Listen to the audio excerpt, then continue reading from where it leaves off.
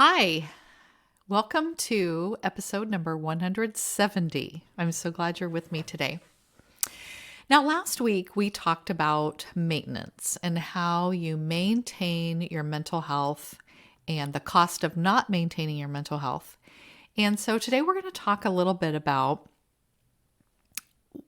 how we can do that. And if you listen to any of my things before, you know that anxiety and all of the emotions that we experience as a human are normal.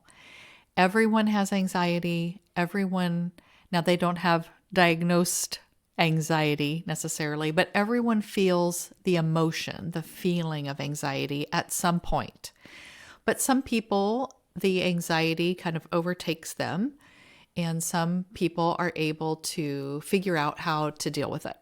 And so I'm going to give you a tip today about how you can handle anxiety or really any uncomfortable emotion when it comes your way. So we're all going to experience it. So there's no reason for us to feel like we shouldn't be feeling it or we resisting it and trying to make it go away and getting mad at it because it's there.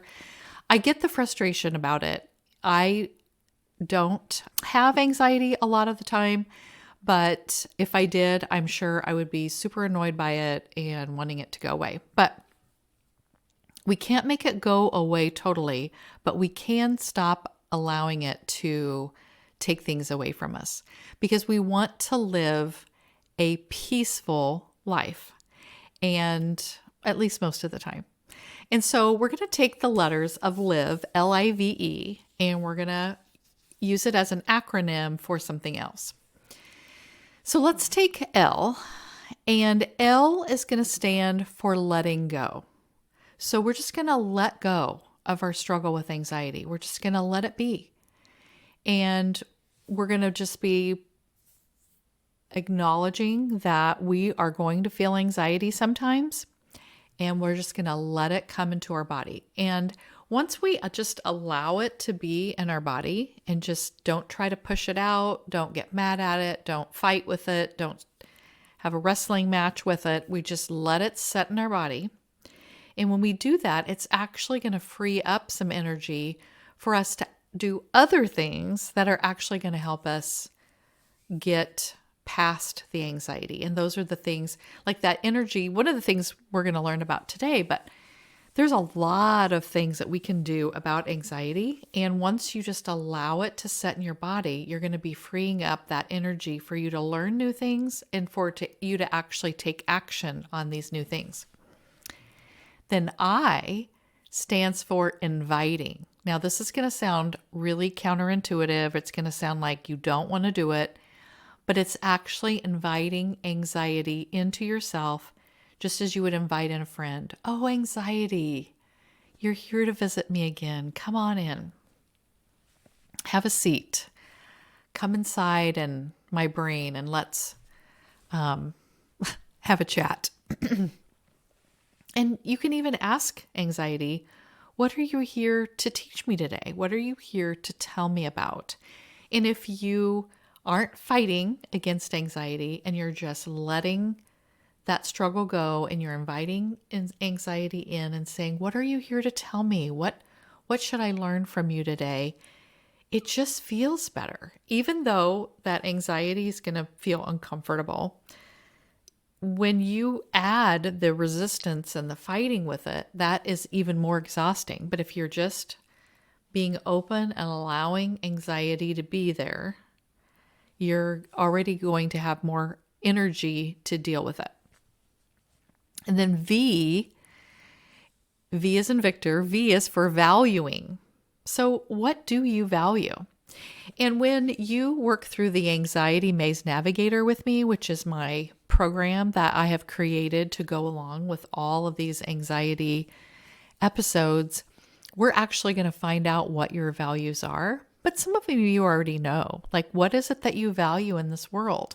When we know what we value and the kind of life we want to have, then it's so much easier for us to decide to do the work to help us with our anxiety, because we have all these things over here we're valuing that we haven't been doing because anxiety was taking that away from us. And now we're not going to let anxiety take that away from us anymore. And you'll be able to do these things over here that you value.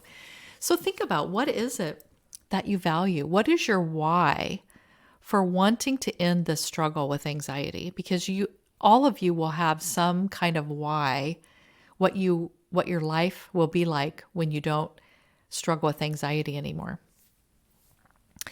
Ask yourself, what would your life look like if anxiety was not in the picture? At least anxiety that stops you from doing things. What would your life look like? What would you do with your time and energy if anxiety wasn't taking your time and energy away from you?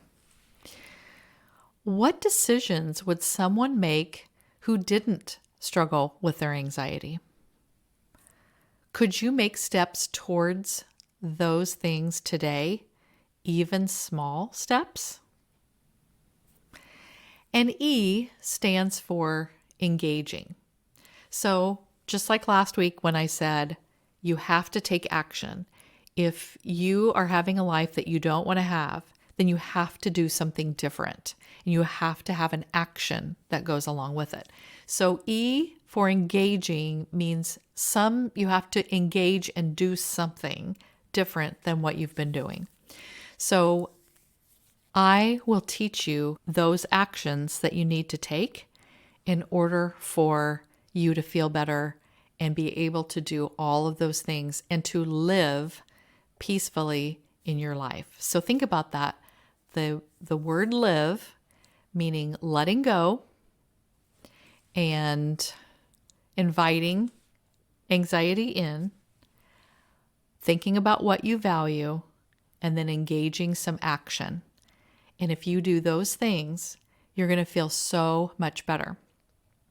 And I have actually created an audio coaching download that you can get that's going to walk you through ways that you can invite anxiety in, how you can allow it to be in your body, and you can work with it and talk with it. And all of this would be, you could just close your eyes and listen to this audio and walk yourself through processing anxiety or processing really any uncomfortable emotion. And so I'm going to put the link to that in the show notes. But think about all the things that you're going to do in your life when anxiety isn't a problem for you anymore. What does that life look like?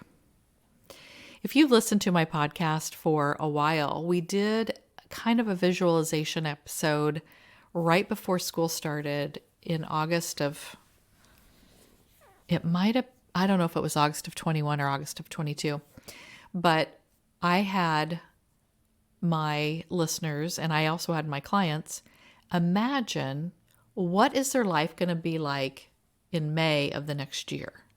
After the whole year's over, they've done all the things they wanted to do. They won all the awards. They had all the friends. They got the perfect partner, whatever it is.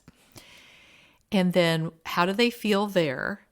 And then how do you create that feeling right now and start moving through your year? Well, we can work on getting rid of this struggle with anxiety, and you can start the second semester in such an amazing way. You will be able to do so many more of the things that you wanted to do. And you'll be able to work through anxiety where it's just kind of buzzing in the background, but you're moving forward doing all those things that you value and want to do in your life. So check my show notes so that you can get the link to this audio coaching where I just walk you through how to process anxiety and how to process any uncomfortable emotion. And if you're a parent and you get this for your teen to listen to, you can listen to it too. I know that a lot of parents also struggle with anxiety as well as their kids. So this is something you could do together. And however you want to do it, or maybe you do it to calm down so you can talk to your child. However it is, it'll be so helpful for you to be able to process anxiety. So check it out. And then I'd love to hear from you about the relief that you're feeling and the steps forward that you're making now that anxiety is not going to take time and energy away from you. Talk to you soon.